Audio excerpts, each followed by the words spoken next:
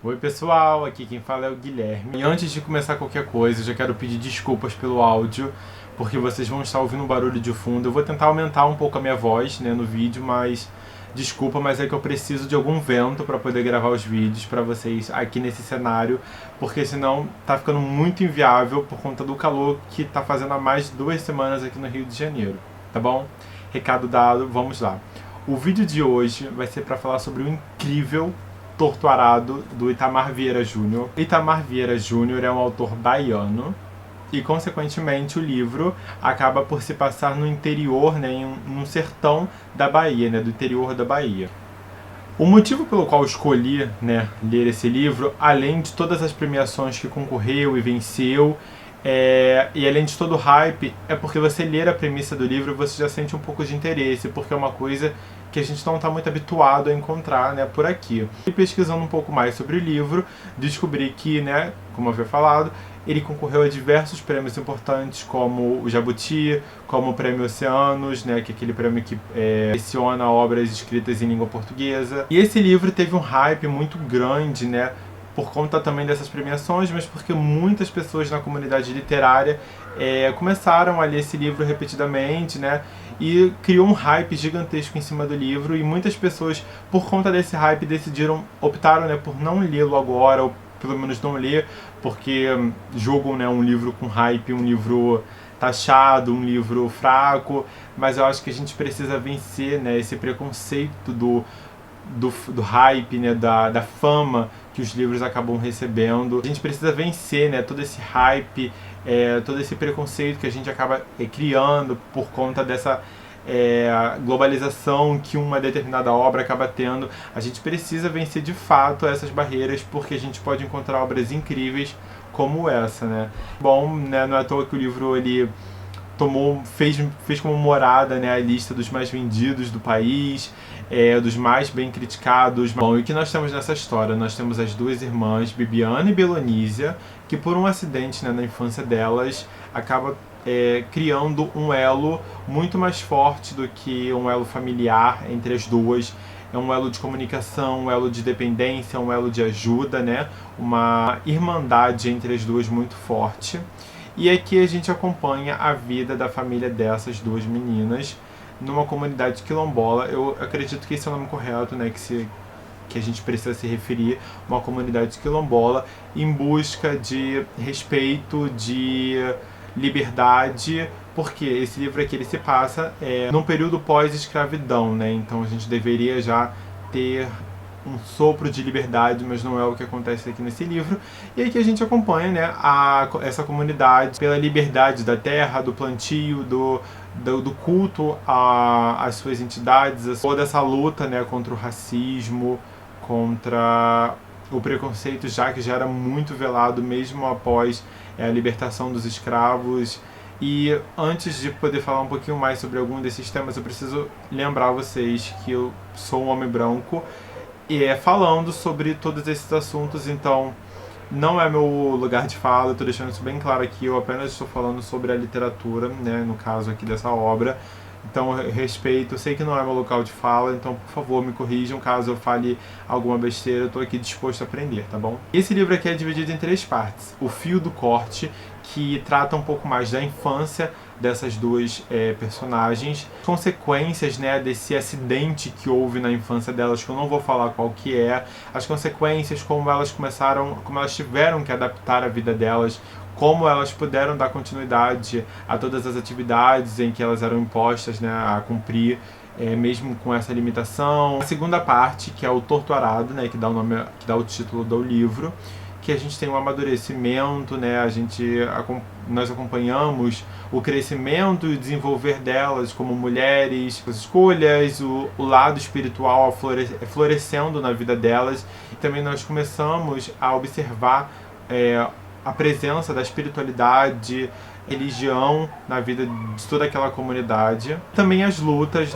que eles acabam enfrentando por direitos da terra, por respeito. E a última parte, que se chama Rio de Sangue, que são as consequências de todas essas lutas, esses movimentos sociais que vão sendo criados durante o livro por essa comunidade, né, por membros dessa comunidade. Bom, o que eu achei do livro, sem contar muitos spoilers, como falei na minha resenha do Instagram, eu acho que é um livro perfeito, é um livro redondo, ele começa muito bem, ele dá desenvolvimento na história de uma maneira muito boa e ele finaliza o livro de uma maneira muito boa também. Então é um livro que tecnicamente ele poderia ser considerado perfeito. E é um livro acessível, porque a linguagem que o Itamar utiliza no livro não é uma linguagem muito elitista, é uma linguagem voltada mesmo para as massas. Qualquer pessoa poderia e deveria ter a chance de ler esse livro, principalmente por toda a representatividade, por toda a força que o livro carrega consigo. Então é um livro acessível,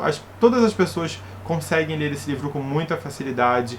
É um livro muito bem escrito, possui um ritmo incrível, os capítulos são curtos, então isso facilita demais com que a leitura flua. Fora que é um autor muito criativo, porque ele tomou posse de um tema pouco comentado, né, que é o período pós-escravidão, pelo menos não na ficção aqui no Brasil, é um período pouco comentado. E ele conseguiu trazer uma narrativa muito original, muito diferente de praticamente tudo que a gente tem no mercado hoje em dia. E até mesmo por isso criou todo esse hype em cima do livro, né? Porque foi um livro que chegou de surpresa, não tão surpresa assim, porque ele já havia sido lançado antes, né, pela editora Leia. Essa edição aqui é da Todavia.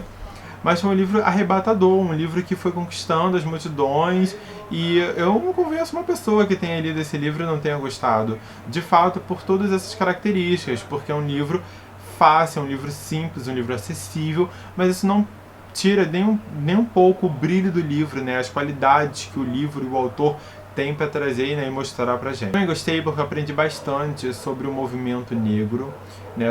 Eu não sei se a palavra certa é negro ou preto, sobre esse movimento, o porquê das pessoas estarem buscando ainda mais seus direitos, o porquê da importância das comunidades quilombolas. É quilombolas a palavra certa? Desculpa se eu estiver falando besteira novamente, mas a importância dessas comunidades para as questões ancestrais, para a história do país é de fato muito importante. Apesar de ser um livro, né, de ficção, ele traz ele tem um contexto e um peso histórico muito interessante.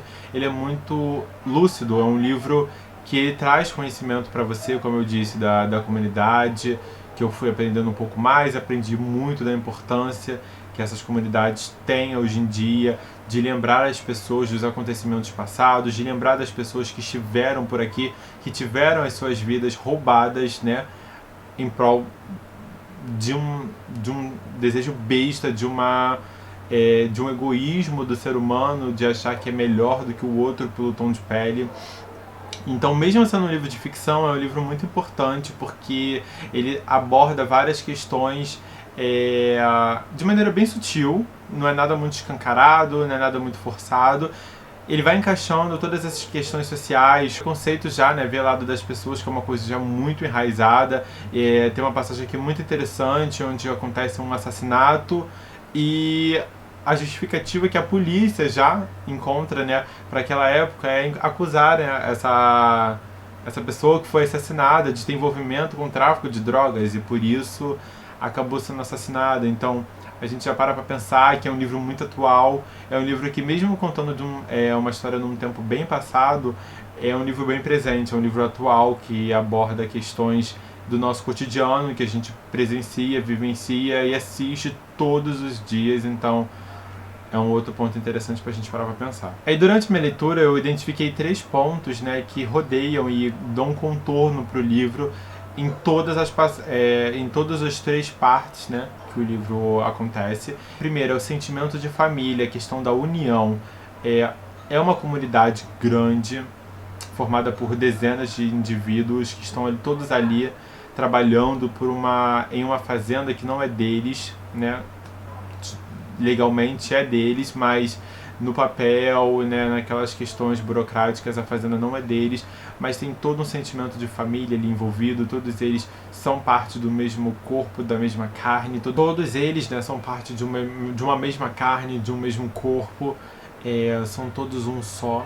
são pessoas que se defendem, que respeitam, que lutam pela mesma coisa, né? Então, o sentimento de família não envolve somente os familiares de sangue, né? De laços sanguíneos entre eles, mas sim toda uma comunidade. Aqui a gente entende de fato o sentido da palavra comunidade. A religião aqui realmente, na minha opinião, é o ponto principal aqui desse livro. A religião dita todos os caminhos que os personagens tomam, que o livro, né, o rumo que o livro segue. Inclusive, eu até falei na minha resenha do Instagram, o capítulo 22 da segunda parte desse livro é incrível, é uma cultuação aos deuses, né, porque aqui no livro eles chamam de encantados,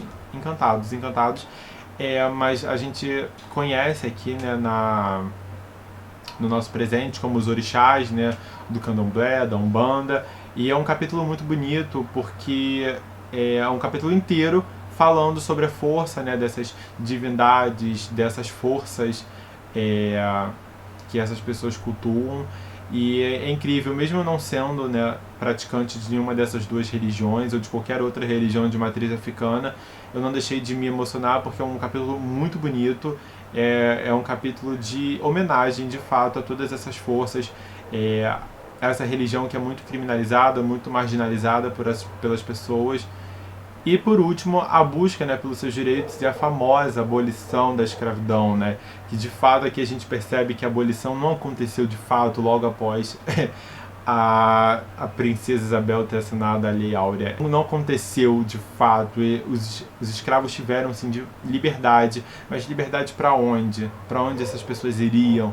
Como essas pessoas iriam conquistar as coisas do nada, sendo que estava tudo dominado já pelos brancos? Então, aqui tem uma crítica muito forte a isso, porque a liberdade não aconteceu, e se bobear ela não acontece até hoje, porque essas pessoas não possuem liberdade por seus corpos, não podem andar livremente nas ruas, no lugar onde moram, porque têm suas vidas marginalizadas, e deixa claro mesmo na ficção que isso é uma coisa que está acontecendo após a libertação. Então, se após a libertação essas coisas continuam acontecendo, então elas podem continuar acontecendo pelo resto, né, dos anos seguintes. É um livro muito interessante, eu acho que vale a pena a gente dar uma lida, a gente conferir a história da Belonísia, da sua irmã, dos seus pais. Esses personagens, eles acabam sendo secundários, eles não ficam escondidos, eles não perdem o destaque, eles não deixam de receber um destaque. Todos eles são lembrados. Todo esse livro é muito importante. Eu acho que é um livro que vai perdurar daqui a muitos anos, ele não vai ser esquecido. É um livro que as pessoas vão lembrar, quando pensarem nele, vão lembrar de como gostaram, de como é um livro bem escrito, de como é um livro importante, como é um livro que traz essa representatividade tão importante nos dias de hoje, né, onde as vidas negras são tão sem importância para a maioria do resto da população. Para encerrar o livro, eu quero falar um pouquinho das premiações, né? Esse livro venceu o prêmio Jabuti, né, aqui na categoria de romance, que é o prêmio de literatura mais importante que nós temos aqui no Brasil. Venceu na categoria romance o prêmio Oceanos, que, como eu disse no início do vídeo, é um prêmio que seleciona literatura em língua portuguesa. Venceu o prêmio Leia de literatura, se não me engano, em 2019.